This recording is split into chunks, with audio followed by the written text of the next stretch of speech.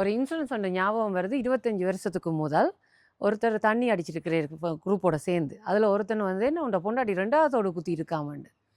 இந்த மனுஷன் ரோசம் வந்து ஒழும்பி வீட்டை சண்டை பிடிச்சு 2வதோட்ட கலட்ட சொல்லி. அதே ஆள் 25 வருஷத்துக்கு பிறகு ஒய்ஃப்ன்ற பேரை சொல்லி என் ஒய்ஃபால் தான் அன்றைக்கு வீடு வாசலோடு இன்றைக்கு நல்லா இருக்கிறோம்னு சொல்லி. அதுக்கு தானே இங்கே இப்போ பெண்கள் எல்லாம் கல்யாணம் கட்டி உங்களோட சண்டை பிடிச்சானே என்னத்தை சொன்னானே என்னத்துக்கு இந்த குடும்பம் நல்லா இருக்கிறதுக்கு தானே. இதில் ஒன்று கவனிக்கணும். ஆண்கள் சப்போர்ட் பண்ணின பெண்களுக்கு சப்போர்ட் பண்ணின குடும்பமும் பெண்கள் ஆண்களுக்கு சப்போர்ட் பண்ணின குடும்பம் உண்மையிலேயே நல்லா இருக்குது. இந்த ஹஸ்பண்ட் ஒய்ஃப் வந்து ஒருத்தருக்கு சப்போர்ட் பண்ணணும். அது குடும்பத்துக்கே நல்லது. அதில் ஒரு உதாரணத்துக்கு என்ன மச்சான் எடுத்து பார்த்தா அவனை தன் ஒய்ஃபை ஸ்பான்சர் பண்ணி கூப்பிடும்போது அவள் அங்கே யூனிவர்சிட்டி முடிச்சுவா. இங்கே வந்து யூனிவர்சிட்டி முடிச்சு மாஸ்டர் டிகிரி முடிச்சு இத்தனைக்கு 4 பிள்ளைகள். அதுக்குள்ளே இப்போ பிஹெச்டி முடிக்க சொல்லிக்கிட்டு இருக்கிறார். என்ன சொல்கிறாருன்னு சொன்னால் தனக்கு தான் படிக்கிறது சந்தர்ப்பம் கிடைக்கல, ஒய்ஃப் என்னாலும் படித்து பிள்ளைகளுக்கு நல்லது குடும்பத்துக்கு நல்லதுன்னு சொல்லி அப்படியும் ஆண்கள் இருக்கிறாங்க போற்றக்கூடியது. அதே மாதிரி இங்கால பக்கம் பார்த்தா இன்னொரு இன்சிடென்ஸ் எனக்கு ஞாபகம் இருக்குது.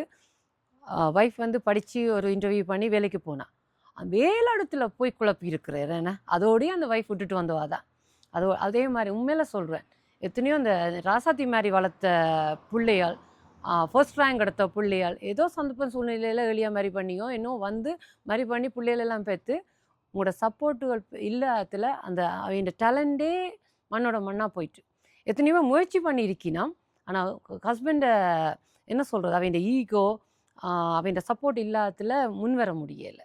ஸோ இப்போ உதாரணத்துக்கு இப்போ என்ன எடுத்து பார்த்தா நான் இங்கே ஹை ஸ்கூல் போனேன், காலேஜ் போனேன், பிஸ்னஸ் வச்சுருந்தேன், வேலைக்கு போனேன், இப்போ ரீல் சோஷியல் மீடியாவில் இருக்கிறேன், யூடியூப் போடுறேன். ஒரு வார்த்தை என் ஹஸ்பண்ட் என்ன செய்கிறேன்னு ஒரு வார்த்தை சொன்னால் என்னால் உண்மையிலேயே இந்த சோஷியல் மீடியாவில் இருக்கவும் முடியாது, இப்படி சந்தோஷமாகவும் இருக்க முடியாது. ஸோ அதனால் என்னை பொறுத்த வரைக்கும் அவன் என்ன சொல்லுவானு இல்லாமல் நாங்கள் ஹஸ்பண்ட் ஒய்ஃபு பிள்ளைகள் எங்களோட குடும்பம் எங்களை நாங்கள் சந்தோஷமாக வச்சுருப்போம். அது ஹெல்த்தியாக இருக்கும். தயவுசெய்து ஒருத்தர் சப்போர்ட் பண்ணுவோம். எங்களுக்கு உங்களோட ஆண்களோட சப்போர்ட்டு நிறைய வேணும். ப்ளீஸ் பண்ணி எந்த வயசுண்ட இருந்தாலும் இப்போயும் எங்களுக்கு உங்களோட சப்போர்ட் வேணும்.